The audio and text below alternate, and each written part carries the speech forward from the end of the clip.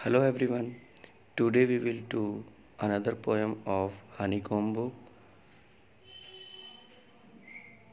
Poem name is The Shade written by Frank Flynn. तो बच्चों, आज हम इस वीडियो में क्लास 7 की हनीकॉम्ब बुक से पोएम द शेड पढ़ेंगे जो फ्रैंक फ्लिन द्वारा लिखी गई है। ओके, तो चलिए अब हम द शेड के बारे में बात करते हैं कि शेड होती क्या है। So do you know what a shed is. आप सभी जानते भी होंगे और नहीं भी जानते होंगे कि शेड क्या होती है। शेड होती है बच्चों a cow shed, a tool shed, a wood shed. For example, it's a small room away from the main house for storing और keeping things, animals, tools, vehicle etcetera. तो बच्चों, शेड क्या होती है, कई बार हम लोग अपने जो मेन घर होता है हमारा रहने का, उससे दूर एक कमरा बना देते हैं। उस कमरे में बच्चों या तो हम जानवरों को बांध देते हैं या हमारे जो टूल्स सामान होते हैं वो रखने के लिए काम आता है, या हम उसे एक स्टोर रूम के हिसाब से बना लेते हैं जिसमें हम वुड शेड लकड़ी रख लेते हैं या जो भी आपको लगता है कि ये सामान हमें वहाँ रखना चाहिए, वो एक स्टोर टाइप से होता है। गांव में आज भी मेन जो घर होते हैं उनसे अलग एक कमरा बना दिया जाता है जिसमें वो लोग लकड़ी का सामान रखते हैं। ओके बच्चों, आप उसमें क्या करते हैं, आप उसमें एनिमल्स को रख सकते हैं, कुछ चीज़ें रख सकते हैं, ठीक है। या तो बच्चों आप उसमें क्या कर सकते हैं, अपनी व्हीकल्स या कार वगैरह खड़ा कर सकते हैं, ठीक है। अगर ऐसा कोई किसी के घर में है तो आप अपने दोस्त से या अपने क्लासमेट के बच्चों से पूछिएगा कि उनके घर में कोई शेड है या नहीं है। ओके, सो बच्चों, इस कविता में कवि ने शेड के बारे में बताया है जो कि उसके घर से दूर बगीचे के नीचे वाले हिस्से में एक छोटा सा कमरा है। तो चलिए अब हम इस पोएम को पढ़ते हैं और जानेंगे कि कवि ने शेड के बारे में क्या बताया है। ओके बच्चों, तो स्टार्ट करते हैं हम पोएम को। There is a shed at the bottom of our garden with a spider's web hanging across the door. The hinges are rusty and creak in the wind. When I am in bed, I lie and listen. I'll open that door one day. So, the poet explain करता है कि at the bottom of the garden there is a shed. Hardly anybody goes inside the shed. Therefore, the hinges are or the door joints have become rusty and make a lot of noise whenever the wind makes them move. When the poet is peacefully lying in the bed, he sometimes hears noise from the shed. The poet wishes to be able to open the door of the shed some day. तो जो हमारा यहाँ पर जो poet है वो हमें बताता है कि उसके बगीचे के नीचे वाले हिस्से में एक शेड है, एक छोटा सा क्या है, कमरा है। With spiders web hanging across the door, और वो क्या है, उसके जो दरवाजे हैं, ठीक है, और जो उसकी कुंडियाँ हैं उन्हें क्या हो गया है, जर लग गया है, ठीक है। और उस पर क्या बना हुआ है, शेड के ऊपर क्या है, स्पाइडर्स का क्या है, जाल बना हुआ है, स्पाइडर्स वेब, ठीक है, वो क्या है वहाँ पर बना हुआ है, जाला जिसे हम लोग कहते हैं। The hinges are rusty and creak in the wind. When I am bad, I lie and I listen. I'll open the door one day. तो कवि कहता है कि जब हवा चलती है तो दरवाजे क्या होते हैं, क्या होते हैं, वो हिलते हैं, ठीक है। तो उनसे क्या होती है, एक अजीब सी आवाज़ निकलती है। मतलब क्रीक माने क्या होता है बच्चों, एक अजीब सी आवाज़ जो कानों में क्या होती है, चुभती है, ठीक है। कवि क्या कहता है, कवि कहता है कि I open the door one day. कवि किसी दिन उस शेड के दरवाजे को खोलने की इच्छा क्या करता है, हमारे सामने यहाँ पर प्रकट करता है, यह बताता है। So there is a dusty old window around at the side with three cracked panes of glass. I often think there is someone staring at me each time that I pass. I'll peep through that window one day.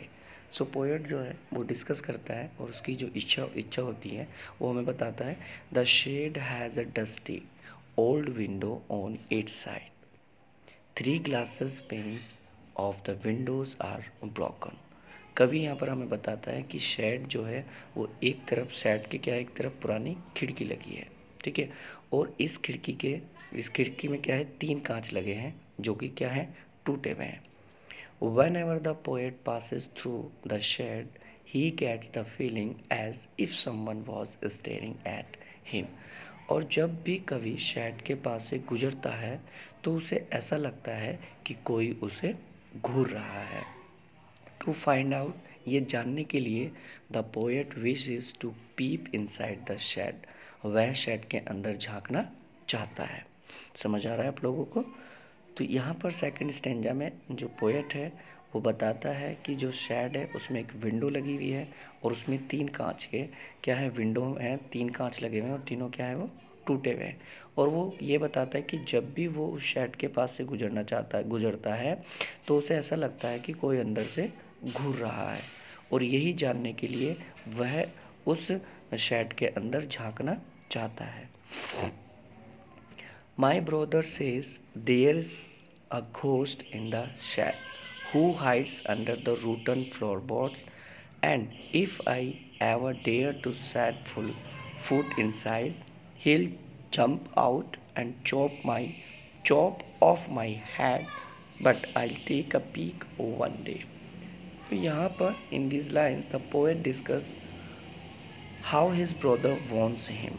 Poet बताते हैं हमें कि उसका जो brother है, the poet's brother talks about the presence of the ghost inside the shed and warns the poet that if he went inside the shed the ghost would chop off his head.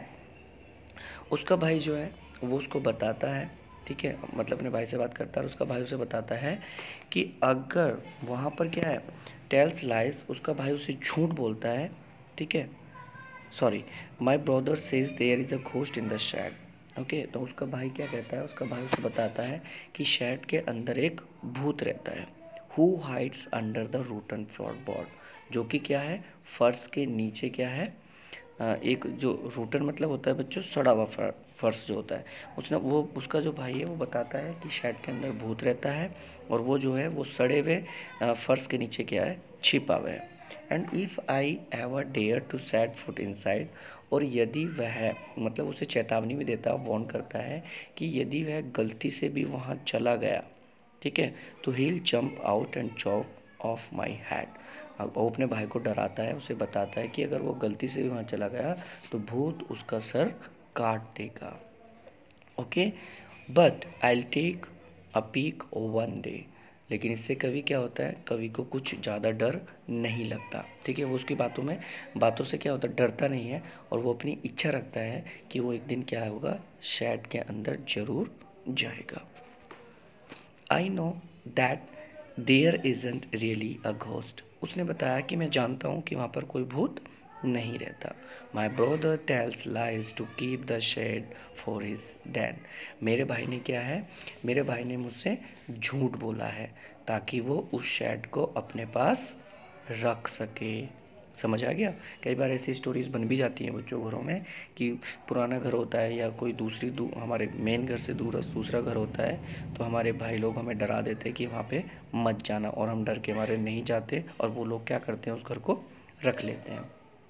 तो इस तरीके से वो बताता है कि मैं जानता हूँ कि वहाँ पर कोई भूत नहीं रहता, और मेरा जो भाई है वो मुझसे झूठ बोलता है इसलिए कि मैं उस शेड से दूर रहूं और वो उस शेड को क्या करे, अपने पास रख ले। There isn't anyone staring और मेकिंग स्टेंस नॉइज़, तो वो बताता है कि ना ही तो कोई अंदर है, ठीक है, वो बताता है कि उसका भाई जान जाता है, मतलब वो जो पोएट है वो कहता है कि शेड के अंदर कोई नहीं है और उन्हें घूरने वाला और अजीब अजीब आवाज़ निकालने वाला भी कोई नहीं है। And the spider has been gone from his web, और जो मकड़ी थी, ठीक है, मकड़ी भी अपना जाल बनाकर पता नहीं वहाँ से कब चली गई, वो भी उसे नहीं पता, since I don't know when, वो कब वहाँ से चली गई। I will go into that shed one day soon, और तब वो कहता है कि मैं क्या हूँ, मतलब मैं एक दिन वहाँ पर ज़रूर जाऊँगा, मतलब वो कहता है कि मैं शेड के अंदर मतलब ज़रूर जाऊँगा, बट नॉट जस्ट येट, लेकिन अभी नहीं। समझ आया आपको? तो ये जो है पोएम में जो लास्ट वाला स्टेंजा है वो हमें बताता है कि I know that there isn't really ghost. जो पोएट है हमारे पास वो बताता है कि पोएट जो है उसका जो भाई है वो उसे डराता है कि वहाँ पर कोई क्या उस शेड में भूत रहता है, ताकि वो उस शेड को क्या कर ले, अपना ले।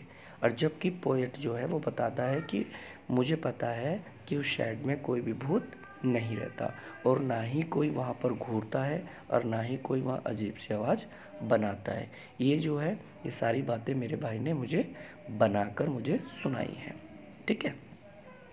तो और वो ये भी कहता है कि वहाँ पर मकड़ी भी नहीं है। ठीक है। जिससे क्या है वो जाल बनाकर कब की वहाँ से क्या हो गई है, चली गई है, जो जाला बनाती है। ठीक है बच्चों। तो ये जो है फ्रैंक फ्लिन ने हमें बताया है कि शैड किस टाइप की होती है और कहाँ पर रहती है और किस तरीके से हम उसके बारे में बातें बना लेते हैं और फिर हम उस शैड या स्टोर में कभी नहीं जाते या जाते हुए भी डरते हैं। ठीक है। आई होप कि आपको ये समझ आ गई होगी। इसके बाद भी अगर आपको कोई प्रॉब्लम होती है तो आप मुझे मैसेज ड्रॉप कर देना। ओके। इसके क्वेश्चन आंसर्स और स्टेंजा के पीडीएफ मैं अलग से सेंड करूँगा, उसे आप अपनी नोटबुक में कर लेना। ओके बच्चों, थैंक यू।